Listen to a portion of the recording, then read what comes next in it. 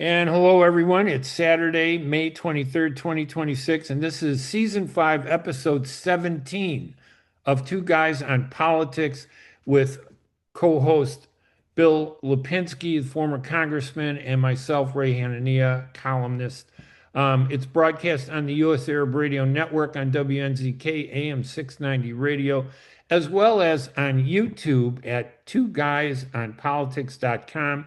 You can subscribe to twoguysonpolitics.com and get our podcast every time we post it, or you can just visit our Facebook page at Two Guys on Politics, or you can go to the YouTube channel at twoguysonpolitics.com.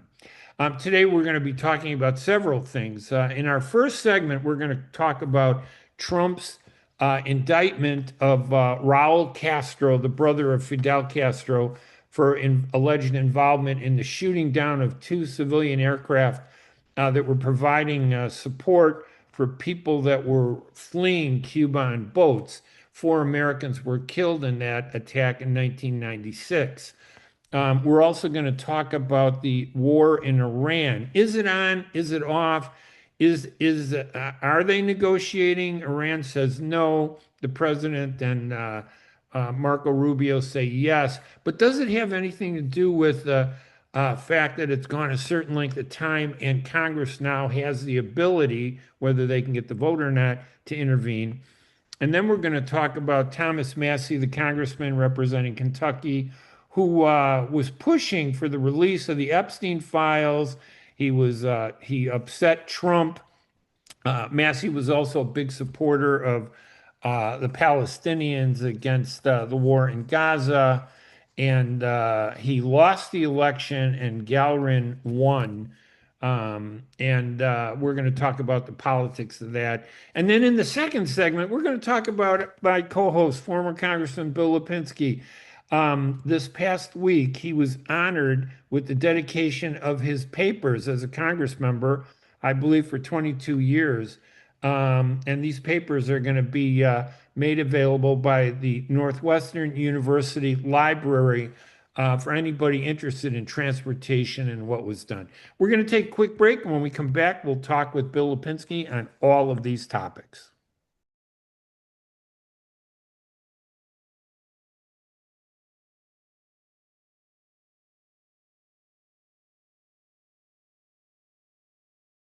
I'm Ray Hanania.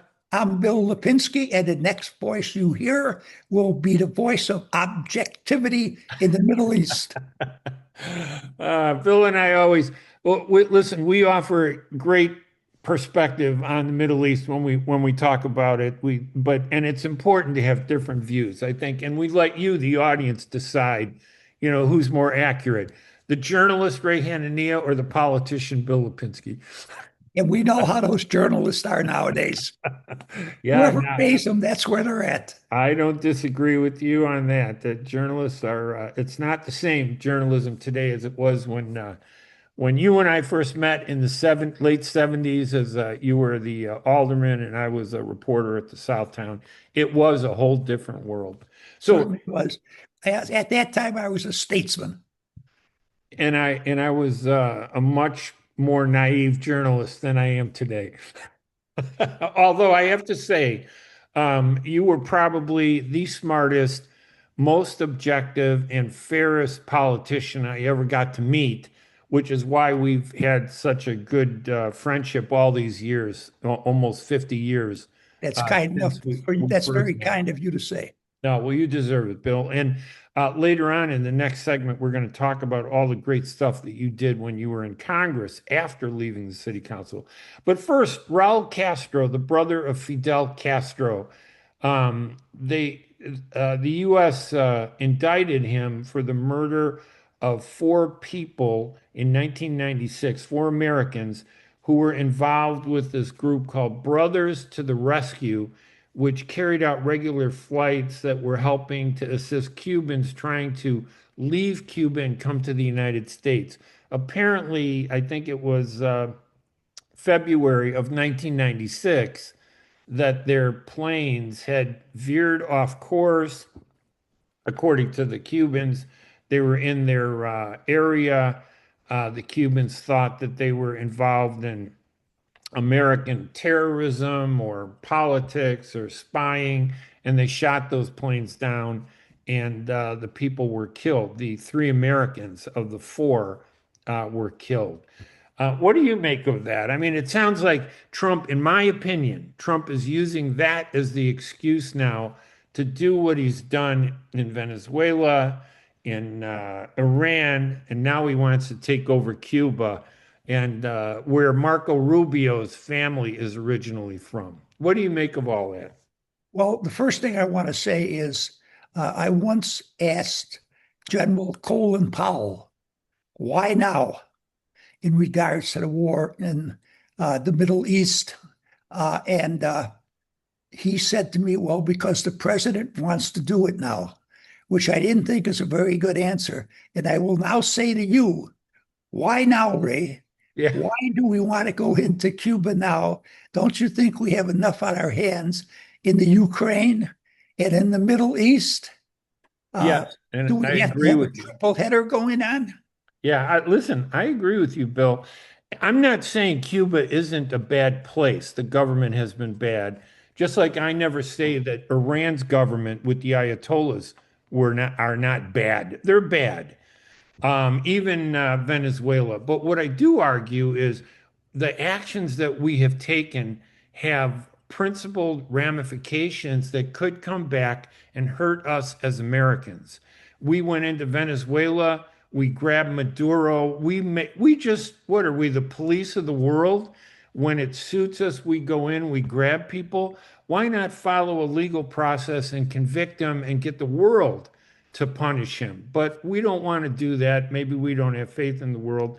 We attack and invade Iran, and we killed 240 girls at a girls' school on the first day of the attack. And a lot of people don't want to talk about it, but some people would have said that that's an act of terrorism. Trump argued that with Israel that no, Iran was building or going to build a nuclear weapon. And now we're saying, hey, back in 1996, 30 years ago, um, Raul Castro was in charge of security for his brother Fidel Castro, and they shot down this plane which veered into their territory. I wonder if we wouldn't have done the same thing if a plane from Cuba veered into our territory. Would we have shot them down? It just seems it's all political, and I don't like the way we're doing it. It's not like I don't like what we're trying to do. I just don't like the way Trump is doing it. Well, I can't necessarily disagree with you. I don't like the way Trump is doing it either.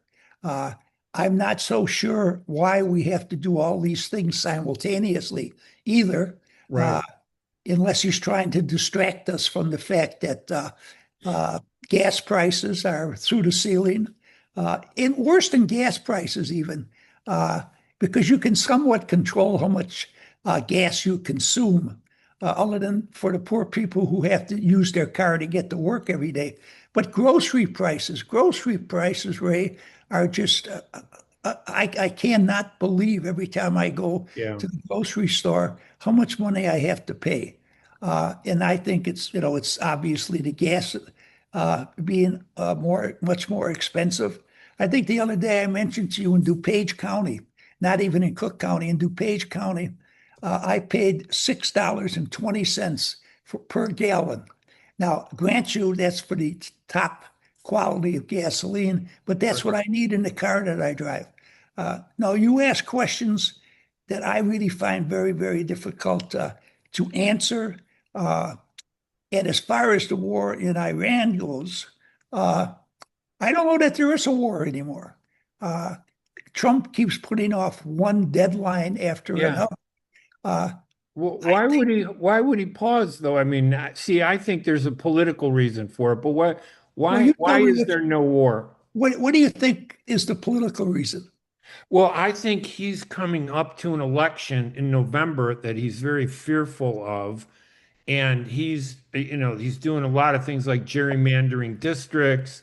He attacked the Democrats for gerrymandering a district in Virginia and then went ahead and pushed the Republicans to gerrymander districts. to try and give him an edge and protect his domination of the House and the Senate. And I think polling is so bad for him, partly because, as you point out, the economy, he can't keep saying the economy is good. This guy living in La La Land or something, what's his problem? So I Well, think that's why he's doing it for political reasons. if you're involved in the stock market to any significant degree, you're doing very, very well. There is Yeah. absolutely no question about it. The stock market, has gone through the roof. But how But many Americans but are you know really data involved on in the this. stock market? Right. I was going to say, the data on the stock market, 90% of all the investments are held by 10% of the wealthiest people in America, and 1% actually controls 90% of that. And then the other 10 or 15%, you and I, the schleppers, that we invest a little bit, our pensions are there. 10% of the American population benefits from the stock market. But you're right, Trump keeps pointing to the stock market saying, hey, the stock market's doing great. What are you whining about? And I'm thinking, yeah, that his buddies, his wealthy buddies, right, are the ones that are benefiting, not you and me, because I paid almost $6 for gasoline this past week, and it was a lot of money. Well, I disagree with some of the numbers you just put forth in regards to who's That's all involved in right. the stock market. But generally speaking, you are correct. I agree with you. Uh, but let's get back to the first thing that we were involved with when Trump came into office was the Ukraine. Okay. Right. We were helping the Ukraine out. I And didn't even mention that because it's almost like a forgotten war, but go well, ahead. yeah, it seems like it. I agree. Excuse me there. That was That's all Trump right. calling me. Was Uh, he? he was looking for some advice. I How was to going to handle suggest me. to him that maybe we could take on somebody else so we could have four going at one time. But getting back to reality over here, uh, I think that the Republicans are definitely going to lose the House of Representatives. Right. No question about it in my mind. And I'm happy about that because it will give us divided government. It would put some checks and balances onto Trump and what he wants to do. But also, what is happening, Ray, because of the people that he has gone after, the incumbents that he has gone after, many of those individuals are going to be around another 7 months. You know, and I think that there are now three or four, Right. There's, three or four senators. yeah, Excuse Marjorie me. Taylor Greene, Tom Massie, who we're going to talk about in a minute. Yeah, there are several. Lober, what was that? There's another Yeah, I know who you're talking yeah, about. there's Yeah, I another mean, one. These are Republicans, and I never paid attention to until just recently because Trump pays attention to them, and he's taken several of them out, pushed them out, right? well, there's at least two that he has directly taken out, and Right, then there are two more who he has beat up on a great deal who announced that they were retiring. Okay. And then you have, a few others who have finally come to the end of their rope, I believe, with him. I think that it's five, six senators who are Republicans who probably are not going to support Trump on many things. And I don't know if he realizes that or not. Uh, he's going to lose the House. Whether he loses the Senate right now, I don't think makes any difference because I don't think he's got the votes in the Senate to pass anything without right. the help of those senators who are against him now or some Democrats. So I think he's in really very bad shape. And he may be just flailing around trying to find some issue that can bring him back. And I don't think there is any issue that can bring him back. He's like a fish flopping on the side of the ocean where people are fishing. And I agree with you. I think he's in trouble. I think that he's trying to figure out how to get out of it. I think his manipulation of the district is one way to do it. I think his fake claim that, hey, we achieved everything in Iran and now we're negotiating a treaty with them that we're going to be happy with. But when you listen to the people and the foreign minister in Iran, he says Trump is nuts. We don't know what he's talking about. He's making stuff up. There's no peace. We're not going to surrender. We're going to keep fighting. He is like Trump. Does he live in his own world, maybe? And he's trying to convey this. His MAGA people, I'd say out of all the Republicans, probably 60% of them who support him are hardcore MAGA and they believe every lie he states. And I want to go back to the gas prices because this is one MAGA argument that keeps coming up, Bill, and I wonder what you think of it. Every time I bring up the issue of the rising gas prices, they go, well, that's because of J.B. Pritzker in Illinois. It's not because of Trump.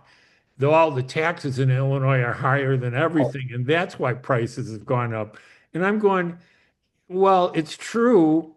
Illinois taxes are higher, but that's not why prices are rising, right? no, absolutely not. It's a ridiculous, they're grasping for straws.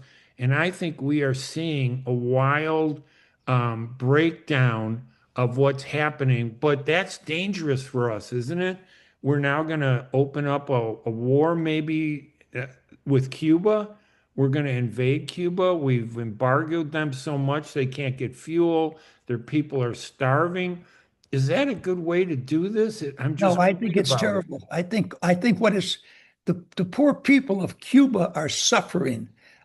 If we're gonna go in and take out the Cuban government, let's do it. Let's get it over with so that the general population won't be suffering any longer.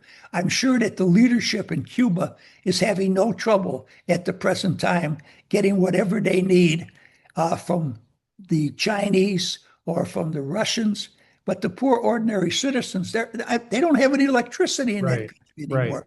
right, Uh, it, why, first of all, why we're bothering with Cuba at the present time, I don't understand.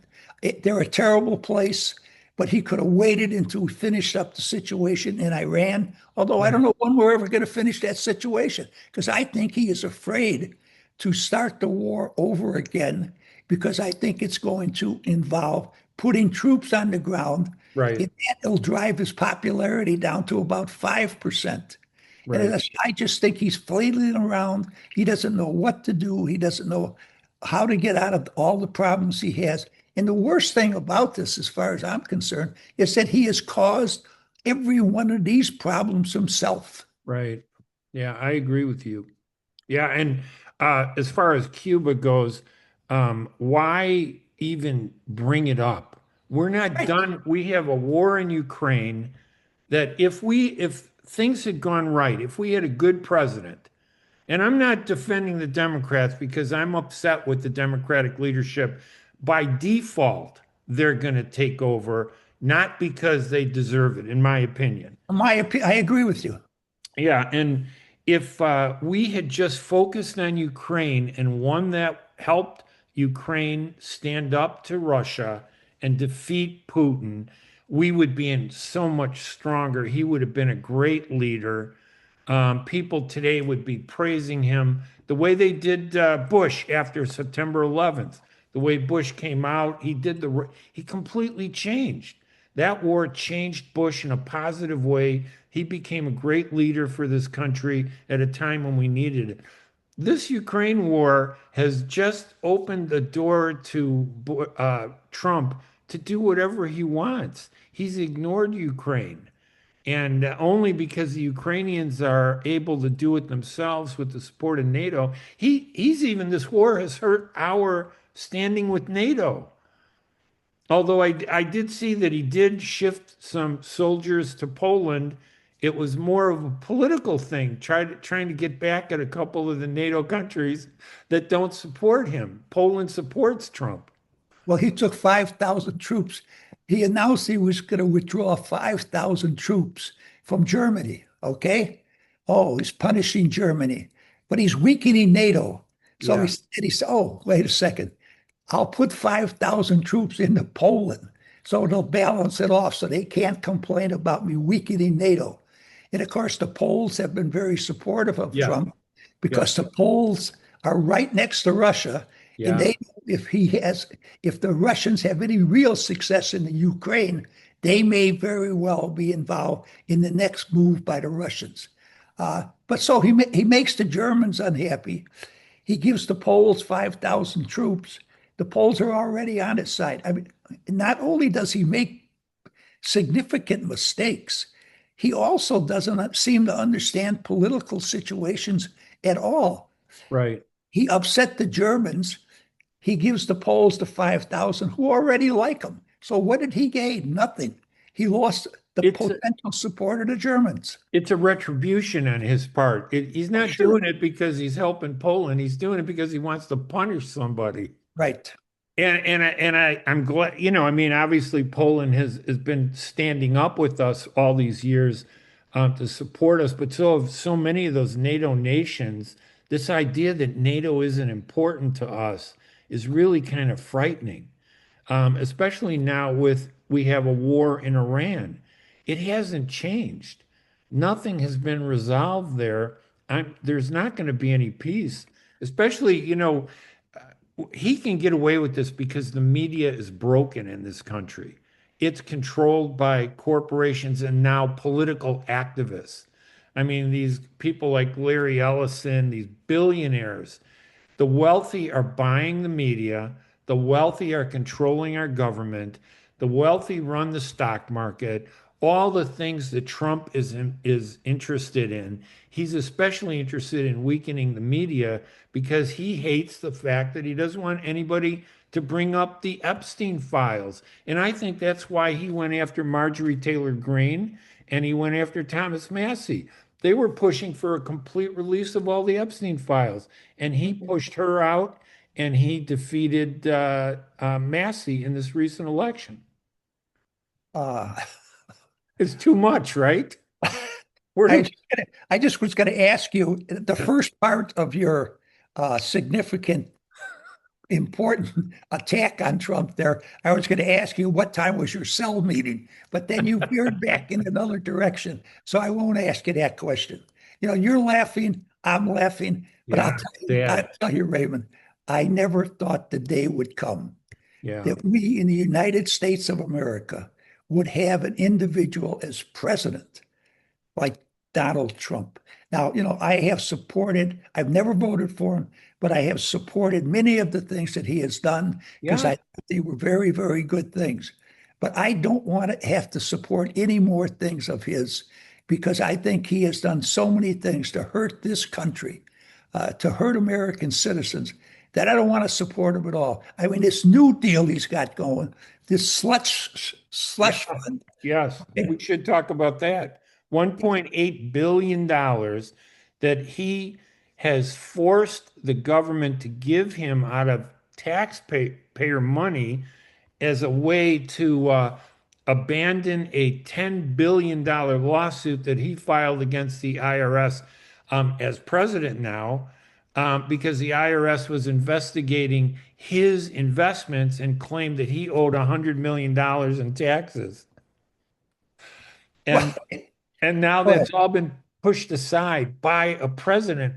I don't I I don't think it's legal for No, him I to don't do think it's that. legal either. No. But it's only not legal if somebody actually stands up and challenges Well, him. the slush fund cannot be established unless Congress appropriates the money. And I don't think there's a chance of Congress appropriating that money because even though there are, individuals in the Senate who are Republicans who are dead set against Trump now, Right. many other Republican senators are opposed to this particular slush fund. I mean, all we would have to do is get an affidavit. You sign one for me, I'll sign one for you. We'll get them notarized saying that both of us participated in trying to halt the steal by the Democrats. That's why we attacked the Right. Capitol. And we'll Right. get, 100,000, 200,000 as compensation for those police officers stopping us from getting in. I mean, Right. that's how ridiculous it is. Yeah, and it's worrisome because listen, I have mixed feelings about the insurrection when he lost office in the his first term. There were a lot of people that believed that he should have been president, and I thought they protested the right way. There were like 30,000 people in the Capitol that day, but 1,000 to 1,500 of them went the extra yard based on his, their support, blind support for him, and they ended up killing people. They broke into the Capitol building. They committed crimes. They were arrested. They were charged. Many of them were charged with serious crimes, but the majority of them were charged with misdemeanors. They were punished and released. Those people, including several that killed police officers, could benefit from Trump's slush fund of $1.8 billion. That's what I That's said. You and I could. unbelievable. We'll say we were there, we could pick up some money. I mean, that's how ridiculous it is. Yeah, it is. But I don't see that slush fund being passed at all. I think I don't think there's enough votes in the House or the Senate to get that done for him. How do you like the aspect of that where Trump or no member of his family can be gone after by the IRS? that's For the other lifetime. part. I don't think that could actually stand when he's out of office. I think that could be torn apart. It could be challenged. I think this guy, in my opinion, I think Trump is going to go to jail after he leaves office. I believe he's going to lose control of the House and the country in November. I think 2 years later, I think, especially if they elect a Democrat or some moderate Republican, I think he may be prosecuted, and he is doing everything he can possibly do to protect himself. It's just, you can't, there's no principle that allows it. This, let's talk a little bit about Thomas Massie, and I think, and Sure. why Trump does this. He must know what we know. He must see what we see.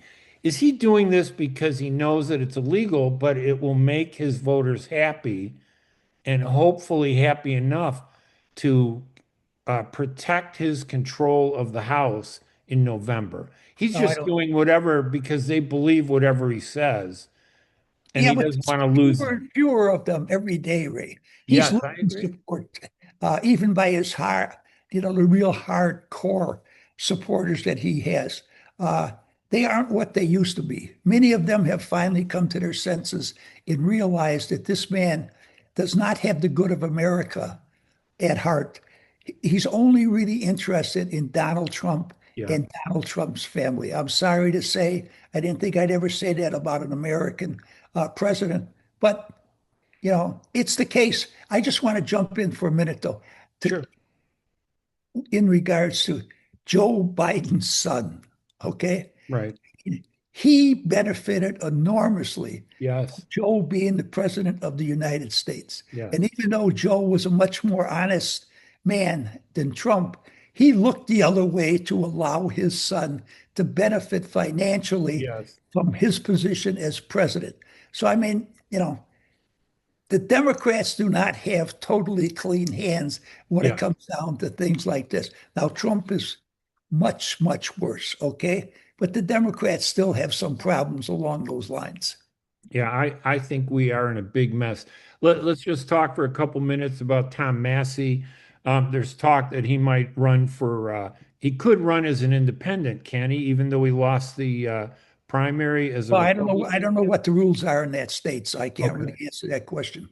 Well, here's the thing that they made this in such a big deal, like, ooh, this is a Trump victory. But in reality, it's only a victory in the Republican part of the primary. Right. And when you look at those numbers, Massey still has a lot of support Oh, in the yes, it does. Republican Party. He got almost 45, 46% of the vote.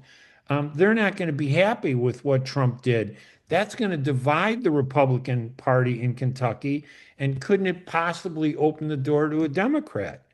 Yes, yeah, very definitely. In fact, the Democrats in Texas believe, because of who Trump is supporting for the U.S. Senate there now, Right. that if that individual wins, that the Democrats feel they really have a shot at taking that Senate seat. And that's the caution that we need to tell our listeners that in these races where Trump Republicans are defeating Republicans who have criticized him, that it's a mistake to believe that he won that state because these are primaries that now Absolutely. have to go against someone else with a divided Republican. He's dividing the Republican Party, which I think is great because it weakens him.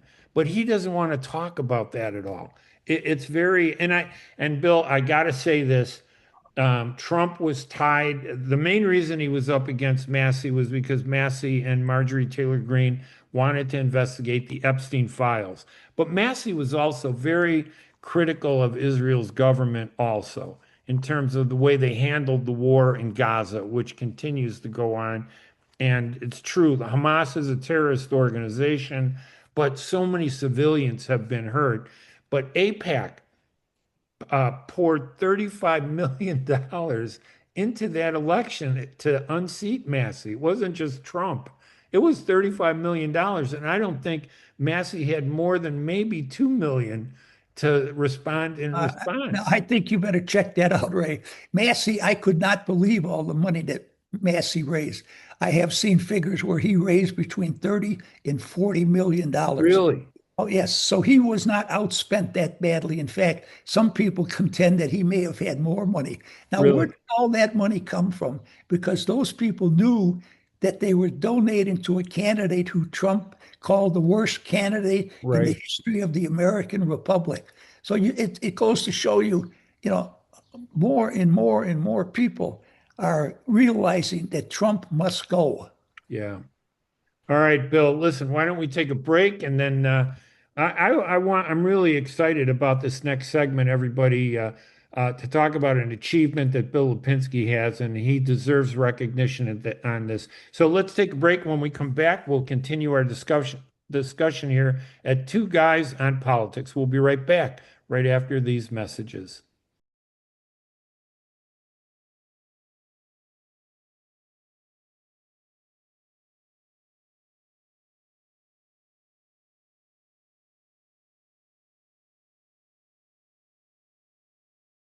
And welcome back to Two Guys on Politics. Bill, this was a big week for you. I mean, it was the we I was at Northwestern with you this past week with a lot of other people.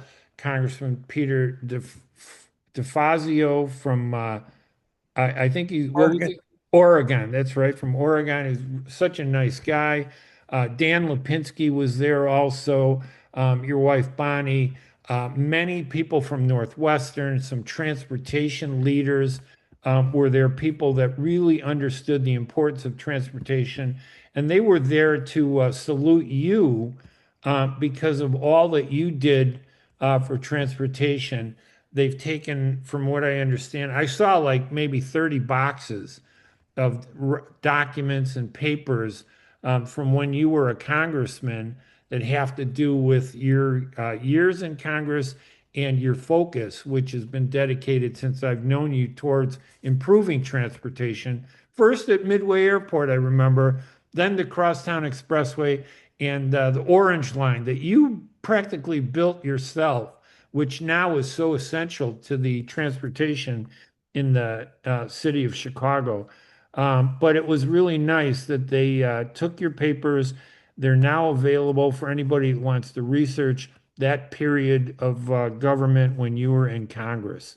Tell us a little bit about what they might find. And you were there 22 years, right, in Congress? 22 years. Yes, Yeah. I was there 22 years. Yes, another individual that was there was Henry Beenan, who Yes. was the acting president of, he is the acting president of Northwestern at the present time because he had been president, oh, maybe 15 years ago. For 15 years before that, the president of Northwestern University, and he was brought back a few months ago because the president they had resigned rather early because there were some The problems. student protest over I don't want to Gaza, go into right? that. Yeah. But I was very happy to see President Bean in there. There were a number of other people from Yeah, it North. was, and I give you the names. There was the library dean, Zumo Wang. There Yes, was the university historian, Kevin Leonard, who was there, and transportation author and professor Joseph Schofer was also there. And of course, a friend of both of ours, Bedford Park Mayor David Brady was also there to celebrate this, and your wife Bonnie, and a number of people from the library at Northwestern were also there to commemorate this, along with Dan Lipinski, the former congressman, who I believe was in office 16 years Correct. after you, right? Yeah, it talks these papers talk about all of the things that I was involved with as far as transportation goes. Uh, the Orange Line was something that maybe I should tell that story once again about the Orange Line and how it Yes, came. do that. Yeah, that, I mean, that's significant. One of the principal reasons that I went to Washington was to get a rapid transit line to the southwest side of the city of Chicago. The southwest side of the city of Chicago was the only area of the city of Chicago that did not have a rapid transit line, did not have an L line. So I went to Washington to see what I could do about it. Uh, there was a vote one day on military aid to the Contras. You remember that, Ray? Yeah, oh yeah, Okay. They were fighting the Sandinistas right. in Nicaragua. The Democrats were opposed to the military aid. The Republicans were in support of them. Well, I liked Ronald Reagan. I was a strong anti-communist. A lot of us believed the Sandinistas were communist, and I think it ultimately proved to be true. So I voted in favor of military aid to the Contras. A couple of days later, I get a call. My secretary says, it's the president on the phone. And I thought, well, it's one of my friends calling because they know I'm a big fan. So I get on the phone. I say, hello, Ron, how are you? And he says, I'm just fine. And it was the president of the United States, Ronald Reagan. He called me. He thanked me for my vote for military aid to the Contras. We chatted for 2 or 3 minutes. And at that point, he says to me, uh, is there anything that I can do for you, Congressman? And I said to him, Mr. President, have you ever heard of the Southwest Rapid Transit? That's what we called it in those days. Right. Before it was the Orange Line. And he says, no, It was a proposal. It was a plan, right, right? tell me a little about it. So I started to tell him a little about it. Now, we all know Ron was not a big detail man, okay? Right. He was a big picture man. So he says, well, that sounds pretty good to me. Listen, I'm going to have a Mr. Johnson, nice young fella who works for me. He's going to call you. You give him all the information. I think we might be able to help you out. And I says, fine. Johnson called me. I gave him all the information. 6 weeks later, Ralph Stanley, who was head of the Urban Mass Transit Division of the United States Department of Transportation, called me and told me that he would be in Chicago in a week and a half to present to Governor Jim Thompson, Mayor Harold Washington, and myself $485 million Wow. to build what amounted to the Orange Line. And that's how the Orange Line came to be. By the Orange Line also being built to Midway Airport, we managed to move the terminal at Midway Airport from the west side of the field to the east side of the field. They're opening up the air side for more planes to get in and out of Midway in order to get it to grow and to become more prosperous and really become the engine of jobs on the southwest side, the southwest suburbs. So most people think that that was a very, very significant agreement. There are a number of other things that I worked with Speaker Denny Hastert on that we managed to do for Chicago, Cook County, for Illinois. And rather than talking about some of the things that I did, I would like to make the point at this time that when I was in Congress, it was possible for Democrats to work with Republicans and Yeah. Republicans to work with Democrats. So Denny Hastert was from Illinois. Even before he was Speaker, he and I worked together on a number of projects. We cooperated. We helped out one another. And by helping out one another, we were helping out all the citizens of Illinois. Unfortunately, that is gone today. You cannot work across party lines. That's a terrible mistake, and I think it's costing our country a great deal by the lack of cooperation between the Democrats and the Republicans. And unfortunately, President Trump, and here I go again, has done nothing to alleviate that situation. All he has done is antagonized the Democrats more and more. Now, I think there's a lot of things the Democrats should be antagonized about, Right. okay? Right. But the way he did it, once again, there's a way to disagree without being disagreeable. And I don't think that President Trump has ever heard that. But if we could somehow bring the Democratic Party and the Republican Party together in remembering that they're there to work for America, not to work for the Democrats or just the Republicans. I think that that really is my legacy in Congress, working across the aisle to accomplish things for the state of Illinois, Cook County, and for the city of Chicago. And hopefully for researchers who are looking into politics and how Democrats and Republicans can work together to get things done, your documents are going to be very essential for them to understand the nuance of your conversations, your memos, your emails, all the documents. How many documents were there? Do you know how many I boxes? honestly and sincerely have no idea. I could not believe how many boxes there were with information in there. I'm going to go online myself one of these days very soon because I would like to just see some of the things that are in there because it was mentioned to me by a number of people after the event and before the event of things that they worked with me on that I had completely forgotten about, to be frank with you. Of course, I've been going now, about 22, 23 years. Right. Hard to believe, but that's true. I've been out longer than I was in. And we should give a plug to Jason Ty, who was worked with you, correct, and worked with Absolutely. Dan. He Yes. was critical in helping, I guess, put all this stuff together and getting it done. Yeah, there are two links, and in the stories that I've been writing, I just got those links from the guy at the Leonard, I think is the guy's name. He sent me the link, Yes. and I'm going to place that online with the story that I wrote about it. But there was one really surprising aspect that was just so significant, and this is where the journalism part of me comes in as a reporter. I've recognized a lot of these great things that you've done with transportation, but the one that you never got credit for that you really should have gotten credit for was the one that happened before September 11th that you and Oregon Congressman DeFazio, right, were Right. you were on a transportation It was a committee hearing. looking. It was a public hearing, and you were talking to screeners, the people that would screen the passengers that pass through these checkpoints and everything. And they were complaining about how nobody pays attention to them. They're lucky to have the job because they can go out and get another job and actually earn money. They were barely making any money. And you and DeFazio were going to try to do something to change that because it was so important for screeners to be involved. Well, let me just say, so people understand, at that time, the screeners were hired by the individual airlines.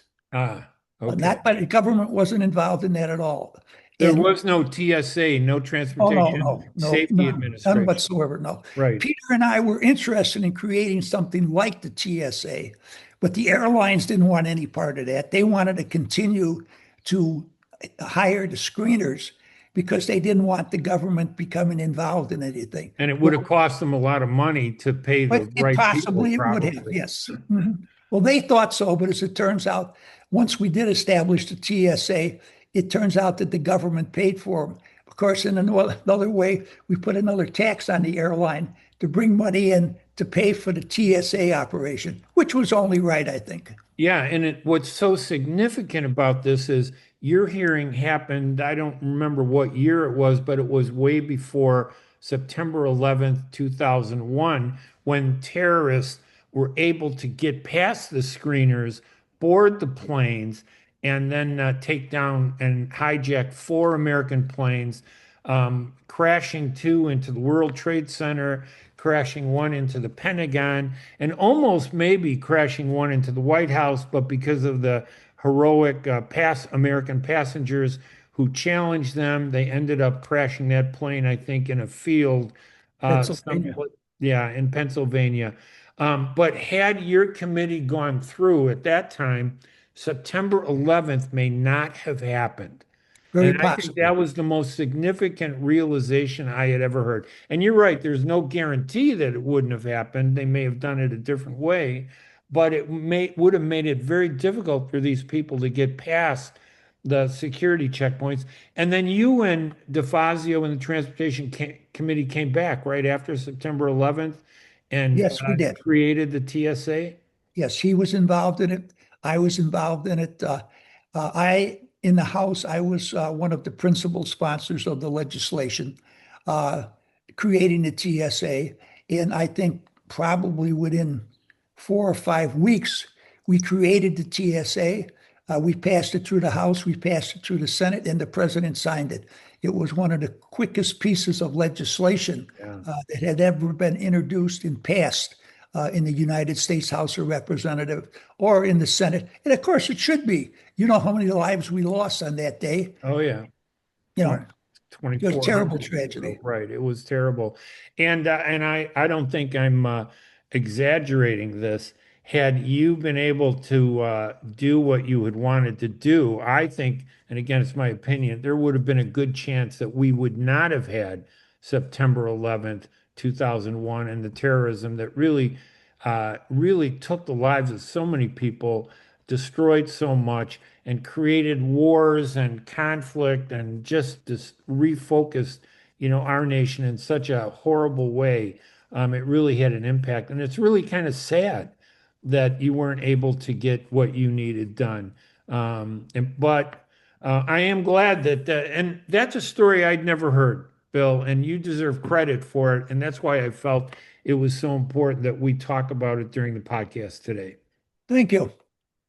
So, and then any final thoughts, any other politics that we missed? I know we covered a lot of stuff today during the podcast, but Well, I'll tell you what, Ray. Mhm. If we have a few minutes, Yes. why don't you tell us what's going on in Gaza? Because there's a war, or there was a war going on over there also. And I mean, the war in Ukraine has disappeared. Uh, what's going on in Gaza has really disappeared for one reason or another. Yeah, and I'm a critic of Israel's government, not the Right. Israelis, but I'm also a big critic of Hamas. I've always been a critic of Hamas. I believe it was and is a terrorist organization that's really created that I believe the Israeli government at one point benefited from because it divided the Palestinians and prevented them from coming together and doing what needed to be done. But Gaza, since the October 7th attack, when all those Israelis were killed, um, so many more, almost that we don't even know what the numbers are, what the real numbers are, because Israel doesn't allow independent journalists to go into Gaza or cover the Gaza war. And probably 220 independent journalists have been targeted and killed. The Committee to Protect Journalists says it's the Israeli government forces that have killed them. But the bottom line is that the war is continuing, that every day, people are being killed there.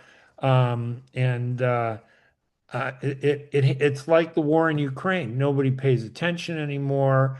It's costing us a fortune. We have spent billions to address that. We created, remember this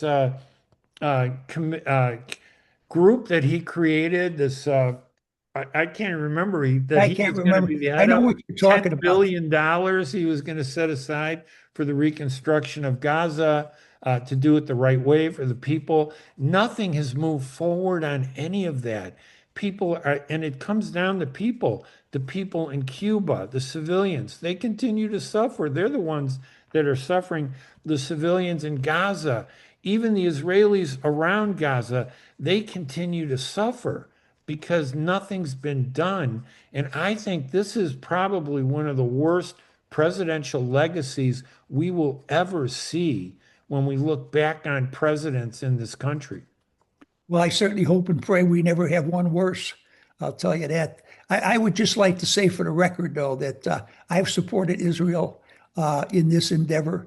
But I also said 2 weeks after this started, the way that Bibi Netanyahu was conducting this war was going to cost him an awful lot of support with an awful lot of countries around the world.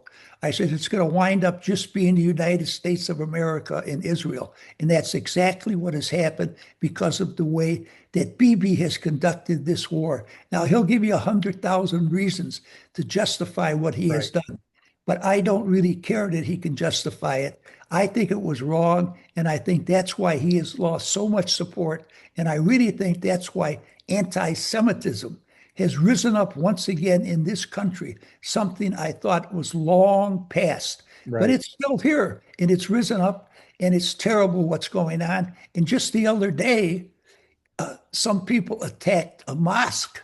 Not Yeah. some people, one individual attacked a mosque. Right. It's a direct result of what is going on in the Middle East The at the rhetoric. present time. Yeah. Yes, The political absolutely. rhetoric. I agree with that 100%. All right, Bill. I'm Ray Hanania. I'm Bill Lipinski, and this is Two Guys on Politics.